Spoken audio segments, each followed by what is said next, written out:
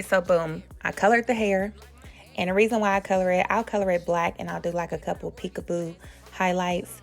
You already seen the video. And if you haven't, why are you here, sis? But it's okay. You could say, just after this video, go back and watch that video if you want a full unedited walkthrough where you could just follow me. This is the best way that it looks very, very natural. Y'all see that? This is after I washed it, I combed it back, and you can see the baby hairs. Look how thin and natural it looks.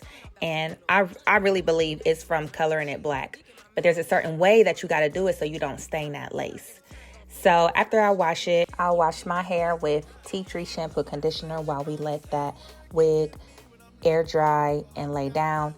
I also use Dr. Bronner's tea tree soap, and I'll put that in my hair also. And then I'll put a shower cap on while I do my everything shower. Next, I'm gonna go in with the Alpha G leave-in conditioner. I love this brand because it's rich in protein, and so with these braids and wigs and stuff, that's what our hair needs. Next, I go in with some protective cream. It doesn't matter what kind you use. Honestly, this was some little cheap kind that I had in my cabinets, but honestly, the Alpha G leave-in conditioner does majority of the job for you. Next, we're gonna get into braiding, which I always start by parting my hair down the middle just to keep everything leveled out. And secondly, I'm going to start braiding by my ear. The part needs to trace the ear, and then it needs to come across the nape. So then that way you have an anchor braid for when you sew on your wig. I only add braiding hair to the braids that are right by the ear and connecting to the nape. You can add braiding hair throughout your whole head if you have thin hair, but because a wig is going on top of it, the only strong braids I really need is the ones that the wig is going to be attached to with the needle and thread. And y'all always be like, how you get your braids so perfect? Please, sis, here goes your proof that my braids are not perfect. They're not straight. The parts are crooked. I'm just grabbing hair out of the clipped up hair. It just looks a mess. But honestly, who's going to see it? Just braid your hair down.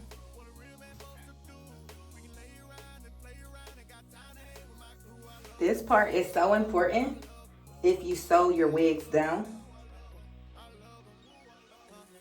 It's always best that the braid that's by the ear be small and as close to the ear as possible. Impossible, impossible, impossible. All right, so that first braid that you braided down, you're gonna leave the ends of it hanging because that second braid by the other ear, you're gonna pull up. See that? You pull up into the braid as you're braiding across. So now you have two anchor braids in the back. It's gonna make sure the back of your hair isn't bulged out. You'll be able to pull it up into a ponytail even with your wig on.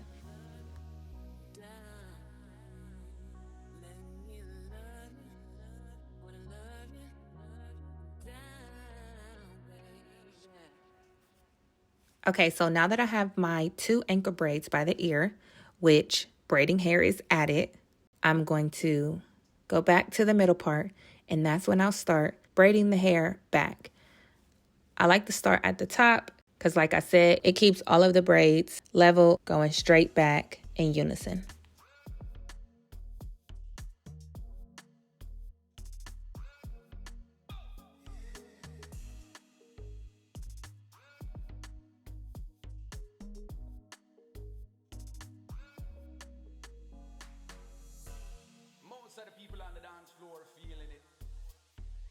Self-esteem, your insecurities, the way you would assume, the power of assumption, your detachment game needs to be strong, okay? You need to be able to detach from men. And I kind of threw myself out there being vulnerable, which is very normal. I'm gonna pretend like I don't even want him. But then behind closed doors, I'm thinking about him all day long, wondering what he's doing, checking his Facebook and his Instagram over and over and over again. Energy doesn't lie. So even if you don't chase him physically, you're chasing him subconsciously And he can feel that. Even when y'all not talking, he feels that subconsciously. He's not interested in you because you're chasing him. All right, so here we are the next morning. The wig is completely dry. I am loving my peekaboo highlights, but I just start at the middle of the head, and then I'll make a vertical part, and that's how I trim my ends. And so I guess I could do a detailed tutorial video one of these days, but I just wanted to trim up the hair. I left this clip in there so y'all can see my braids and the back of my head, and how I did the same pull-up method at the end of each braid, just like I did for the back of the nape. I did that for the braids that was going back also.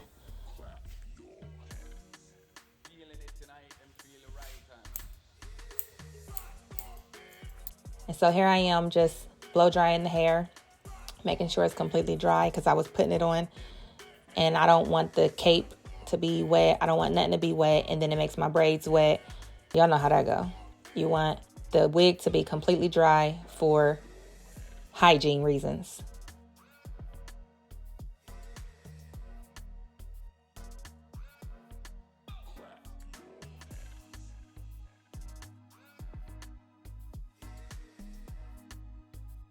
Now, this is my favorite flat iron. My grandmother gave me this, and she bought this like 20 years ago, maybe even longer than that. But they do still make the steaming flat irons, but you just pour water into it like an iron, and then you attach it to the flat iron, and it just makes the hair really silky. It honestly looks way better on natural hair, like type C hair. I did notice after applying this wig that it was very flat, which is the look I was going for. But if you like volume hair, don't use no steaming flat iron, because when I say this thing get your hair so straight, it's worth every dollar.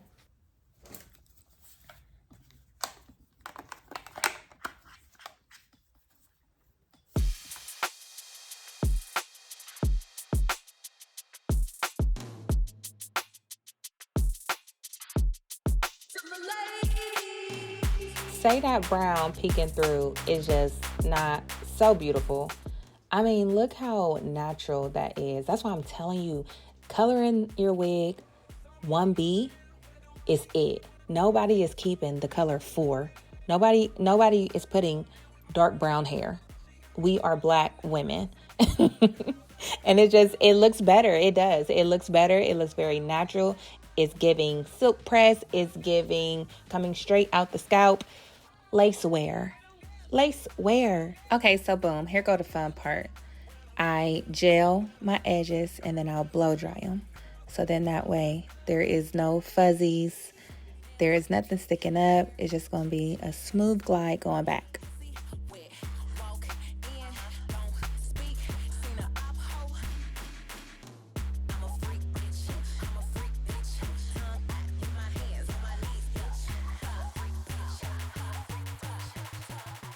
Okay, and then after you secure your stocking cap, you're just going to cut holes at the ears so that we can better secure it on the edges. More security. Next, you want to sew down that cap. This part may not seem important, but it is for me because I cannot stand to feel the cap rolling up, and I can't get to it because the wig is actually sewn down also. So you're not going to be able to get to the inside of your hair. And also, that cap is going to protect your natural new growth from attaching itself to the wig. It's going to make it hard to pull the wig off, depending on how long you have the wig on. And if anybody has had their new growth attached to some bundles, it's not fun trying to detach it. You're going to have a lot of breakage and all that new growth for what? Because now you got to cut it. Now it's all damaged, So all of these steps are important, even if it don't seem like it.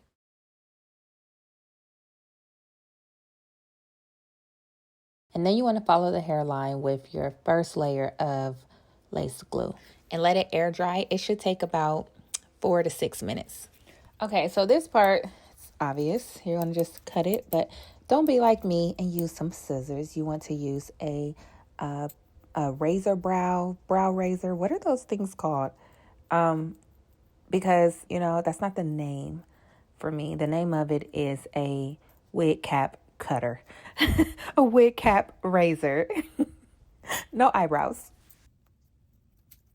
All right, so these next steps are crucial. I would say to put them down in your notes in your phone, but you want to use a brown powder and apply it to the cap. I'll link the brown powder that I use down on Amazon. The shade matters, you guys. You know, you want to make sure you have something warm, something with maybe an orange tint underneath the brown. It's all important, but I use a Ruby Kisses shade 10. Then you want to take that same powder and apply it to the inside of your wig cap and then seal it with a Got2b Glue's freezing spray.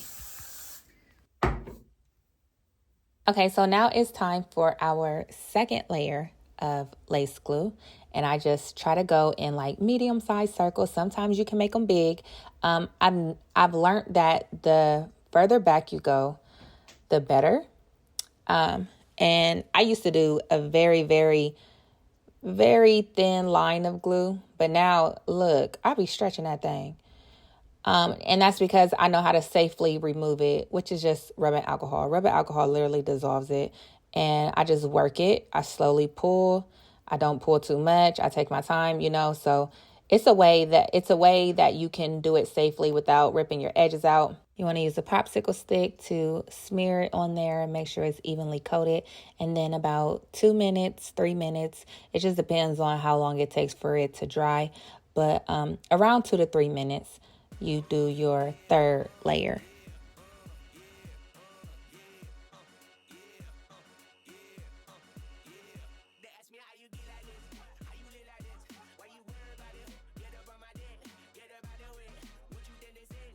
If you wait about 4 weeks later, that glue is loosening up and then you add more glue on top of that, that's when the problems start. You will pull your edges out if you keep reapplying it after weeks of already having it on.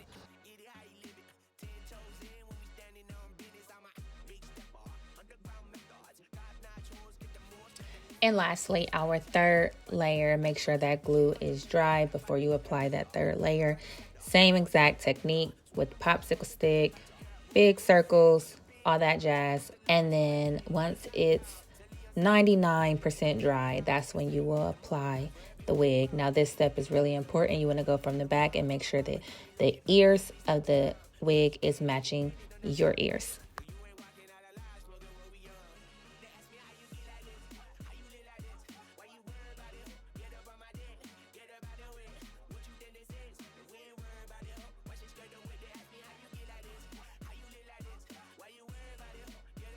All right, so after being nose to nose with myself in the mirror, I made sure that it was all lined up perfectly. And so now I can press the lace into the glue and know that it's all going to be matched up evenly. And so how I press it in is using this comb. I just comb it backwards because if you just press with your fingers, the glue will hold on to the strands of the hair and then you won't get that perfect comb back look. So always make sure you press it in by using a comb. Keep that hairline from attaching to the glue that still may be wet.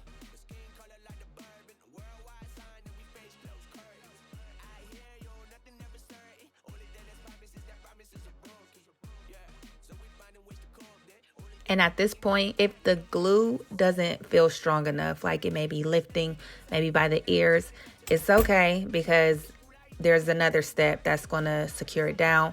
But right now, before you forget, go ahead and tack the back of that wig down. Ain't nothing like being in the gym and you bend down or you doing a burpee. It's always something that makes me remember like, oh my God. But anyways, you're going to sew that wig down and comb the hairline back with a pressing comb. As many swipe throughs as you can. Make sure it's very hot. I put it on the highest setting and I just, as careful as possible, get as close as I can, followed by some Nairobi foam.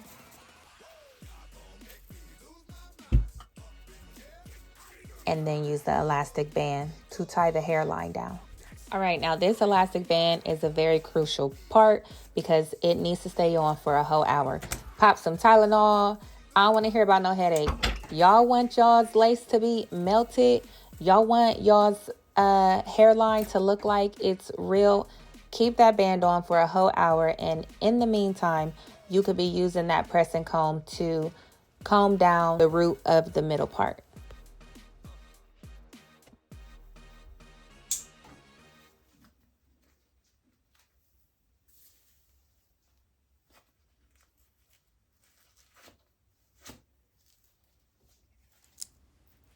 Look, here I go again, nose to nose with that camera, honey. Be all up in your business when it comes to that lace, because somebody else gonna be as close, and you'll be surprised what that sunlight will expose if you don't get real up close and personal to your hairline to make sure you shave off all excess lace. Y'all just realized I forgot to use this. I'll put a little bit. It's like very, very little. Right here.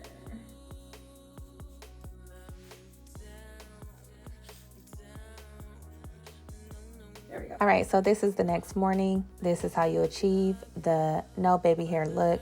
And this is about a week later when I went out.